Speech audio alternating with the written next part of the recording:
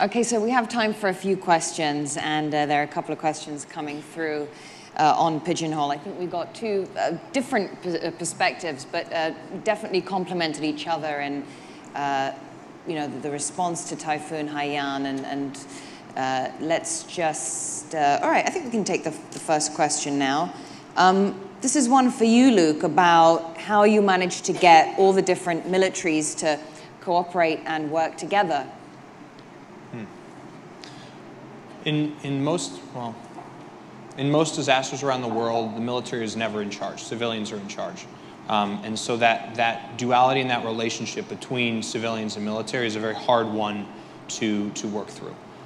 The real way to do it is speaking the same language, understanding ranks, understanding people's history, where they've come from, where they've served, the kinds of skills they bring to the table is extremely important.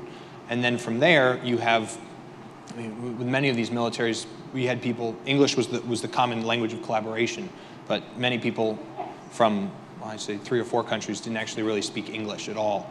And so with that, there was a lot of pictures, there was a lot of writing, and there was a lot of mapping and diagrams. But in terms of the collaboration, I think you always have to find your biggest and most willing partner, sort of that strongest collaborator, and then work your way outwards from there. Ilak, there's an interesting question here, and actually refers a little bit to what you touched on at the end about how you can sort of make a difference through technology going online. And there's a question here from Rappler about social media playing a role in promoting resilience. How can we take advantage of this? Never before has an NGO been as powerful as with social media. So we receive, as I said, we were able to expand from 1 solar light to 350,000 around the world in 20 countries very rapidly, because we can go online, we can share on YouTube what we do, we can share the technology, and they can copy it. So basically, we can tell them what resources are available, what suppliers they can go to. And this allows an NGO living in the Philippines to never really meet everybody that they're working, instead of going from village to village to village to village, which was so long. But now with social media, you can find young people that are passionate, that can solve things with very simple technologies. Another question here about both of you giving us inspiration on how we can deal with serious challenges. What should, Luke, why don't you answer this one first? What should the private sector, governments, and civil society be doing more of? I'm going to say collaborating and coordinating, and those are very big words that may not mean a lot with face value. But I think in the case of Mactan, almost everybody who showed up had never worked together before. Building relationships ahead of time is what's going to save lives. It's going to make the difference between life and death, make the difference between success and failure. And I think going out, meeting people, shaking hands, getting to understand each other's business, and that's whether you're a nonprofit, a for-profit, government at any level, or whether you're a military. Understanding people, exchanging business cards, and just getting to know one another makes a huge difference. And it's very, very underrated these days. And what are your thoughts on that? Well, one of the things that we're trying to do is really empower the young people to be able to solve with technologies, food, water, energy, shelter, to be able to start rebuilding, because they go there really with a great capacity, a great energy, but sometimes working all over in disaster areas, you see the same organizers come in the disaster in Davao, the same disaster in Cagayan de Oro, almost the same group from the aid agencies coming in. So this sort of gives us a certain kind of institutional breakdown or lacking, that we need to form our own way of dealing with disasters, our own way of coming up with more sustainable disasters, especially when the cameras go off after the 3-month period when everybody leaves, or the 4-month period, or the 1-year period. Basically, the people have to rise from themselves. So the real thing there is the people themselves are putting their lives together. So we shouldn't focus on the quick, the fast, the large scale, which is very important, but really, what about the long term of rebuilding, which is really where most of the people suffer and most of the people don't have the technology and the innovation to be able to rise up faster. So that's where I'm saying it's not bad to really say thank you for the large amount of donations, which is really, we cannot have that capacity ourselves. But really the long term we're in, we need to start having long-term solutions for this sudden stop of amount of water, amount of food. We have to start rebuilding better kind of systems. And of course, much of what we heard from you, Ilak, was about resilience and innovation coming from within. It was about the communities helping themselves. Is there a kind of a harmony between what can come from the outside and what you were talking about? Well, climate change is a sense that it does not hit Tacloban, but what you don't see there is it wipes across the towns, it wipes across the provinces, and it wipes across countries. So never before has there been more refugees than there is today, even more than World War II.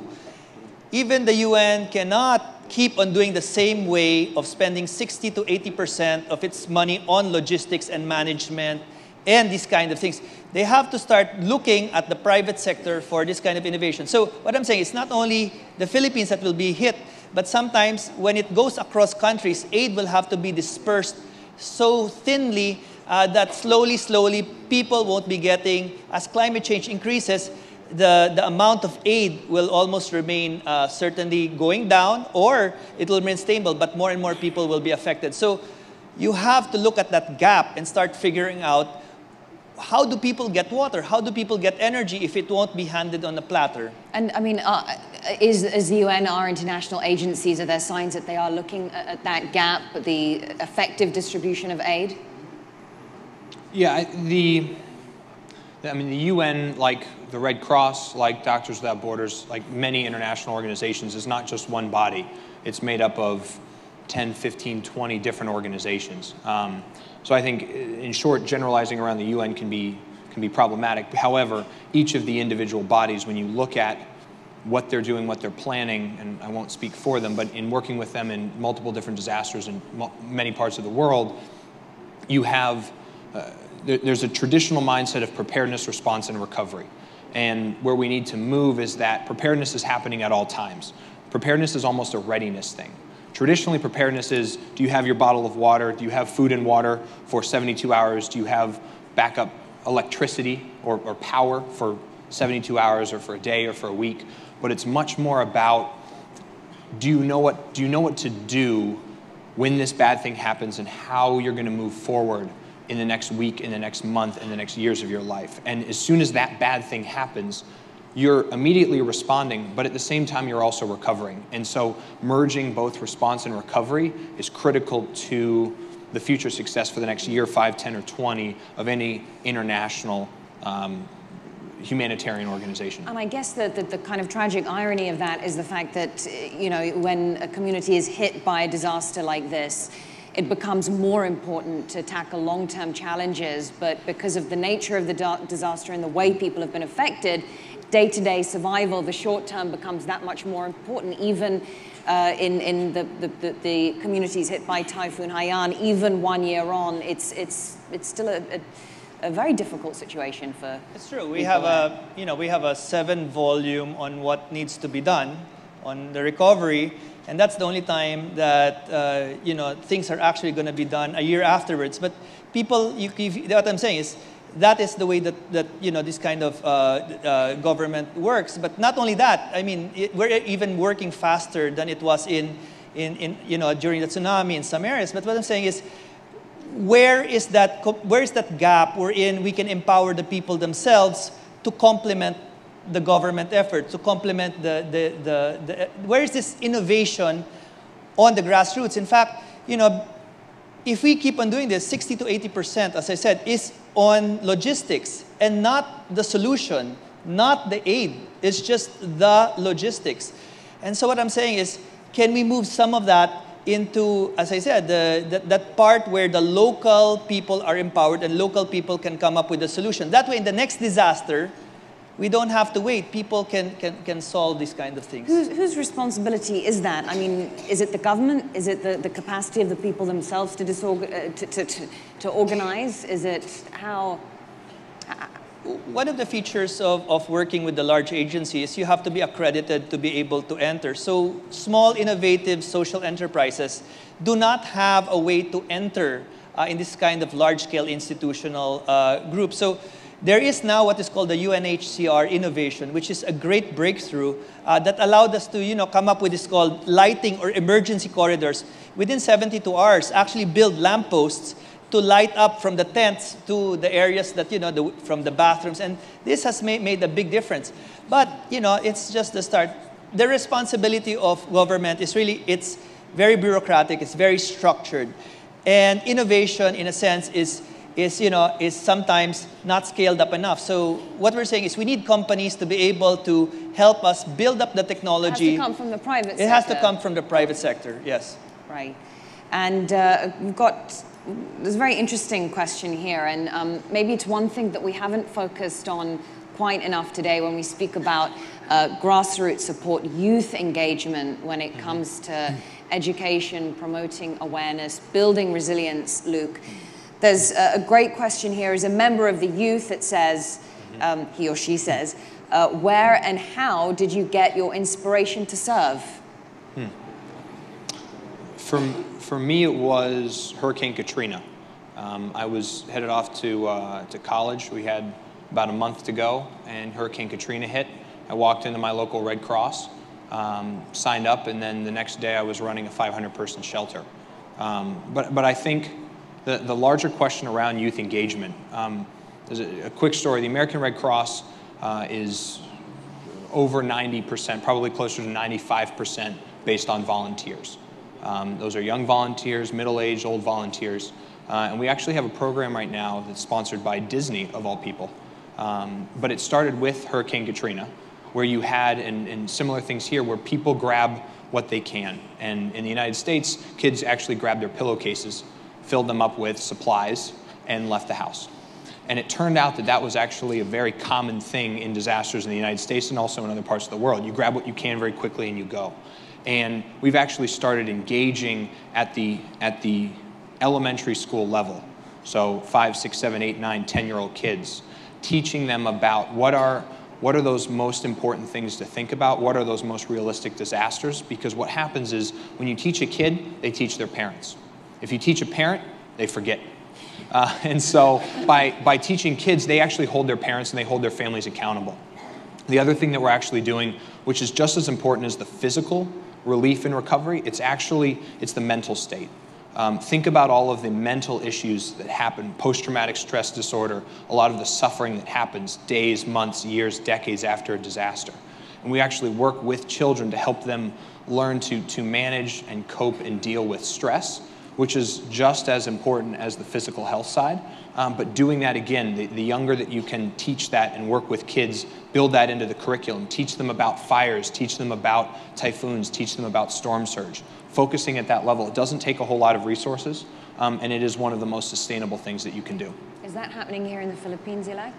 Well, I think my inspiration is having gone to see really how there is just long lines of dependency, and this is immediately important, but even after months later, people still line up. And we have a lot of young people that want to help, but sometimes it's the cleaning, it's the packing, and I always say, can we do something more? Can we move disaster relief into the next generation of innovation? If we're going to do this in the next 5 years, once again, there's a serious lack of real resilience. You really need to come up with, disaster resilient technologies. And one way we engage with the youth is we throw open online courses for architecture to rebuild schools in innovative ways. So we threw one for Haiyan, and we got 47,000 architects that grouped together to come up with next generation schools. And then on the ground, we see people rebuilding exactly the same way that the school was recently destroyed, fully understanding that the school will not stand up to the next disaster. So here's this new innovation, and here is the thing that I asked them, why are you building the same way? Because we know how many bricks go in the school, we know how many parlants, how many roofs, and you know what, if it breaks, we can build it again. So you have this really, this kind of, we can't build the same way, And this is always the way we've done it. And the way to break it is to empower the youth to share not only their labor and their money, but nobody asked the youth, how can we do it better? What innovation? Here outside we have the Eco Challenge, and they're showing how we can push the resources to its limit, go more kilometers. What about resiliency? How can we push the little money that we have?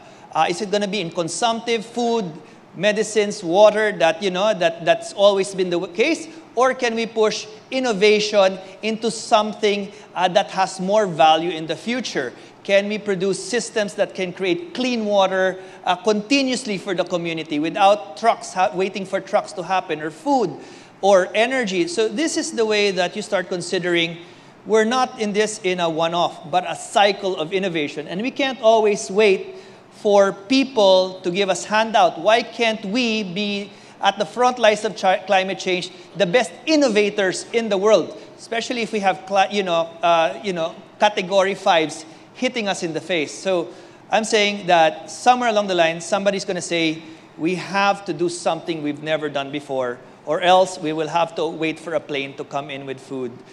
And when will that happen? Well, it's as though, I mean, it's perhaps some students here hearing your call, Ilak. Maybe I'll conclude on this question and put it to both of you, to both Luke and Ilak. Luke first. Aside from social media, how can students like us, this question says, contribute to dealing with these kind of issues concerning environmental and community development programs? It feels like these are the questions that need to be asked. I think students have a voice, and that's not to be underestimated. And I think you see in a lot of political processes, and this is certainly true in the United States, that's normally dominated by older people. But there are many, many, many more students. And so asking the questions I talked about during my presentation, asking why. Why don't I have access to this? Why is this not happening? Why are we not trying this? Why are we not looking here? Asking those questions and trying to understand and actually becoming a participant in the political process, I think is extremely important. And also spending time with elected representatives, spending time with local business leaders. A lot of times it just takes a very simple phone call, a very simple email, shaking hands, understanding where that person's coming from. But what you get at the end of the day is the door's now open, you can step into that door, and then you're able to interact and deal with whatever challenges are facing you. And the best part is you turn behind you and you have all of your friends and all of your classmates who are there to help. And so I think that power in numbers is extremely important. Yeah, like we heard from you about the importance of communities trying to organize themselves and kind of building up their capability to deal with their own problems, the private sector. What can students do? So we have to move from a social media, which is like an awareness. We've had so much awareness this whole time. It's now really innovation and action. I think one of the worst things to do with young people is say, you are the change, come to a rock concert or whatever, but never really coming up afterwards with a solution we can galvanize around. So one of the things we do with Litter of Light, and I'm saying that it's not that plastic bottle, it's not that light, it's just to show with something so simple we can make so many differences, is let's start thinking of our own solutions for our country rather than importing patented, expensive things. We can do this ourselves, just like we've built some of the best electronic cards with ideas that we get from all over the place. So we need this kind of solutions from the young. So, for example, what we did was we got so many likes on, we are now building, we're now lighting up villages with solar lamps. But it's made out of PVC pipes or GI pipes. Does anybody out there want to learn and come help us? And to tell you what, we got 600 people, 600 young people that just went and not only but can we go and help? And we took a couple of weeks, and now we're going to Tacloban, and we are actually going to light up 5 villages. But not by the power of one organization, but the power of ideas, especially replicable ideas that young people came in and built all the solar panels from scratch, and now we have created something that will last for years. So instead of 1 hour of packing up food that will be eaten quickly, we're saying that's essential, but your light will change the lives of these villages for years. So we're saying it's not the plastic bottle. The point is, if we can do something so groundbreaking with a plastic bottle that we have 350,000 lights all over the world in 2 years, hitting 1 million in 2017, what are those things from the developing countries that are never scaled up that can actually come from us, because we know poverty, we know our problems? Why do we always depend on ideas from the outside to tell us what to do when we know ourselves? We are, there's this poverty, genius in the poor, there's the genius in the youth, and we have to pull that out. Or else, there will be less and less money to have more, to be able to deal with more and more disasters, and more people will be always having to line up behind trucks because there's simply nothing that can empower them to solve it themselves. It's a great note to conclude on. How do you turn your weaknesses, your vulnerabilities into your strengths? Ilak and Luke, thank you so much. Thank you.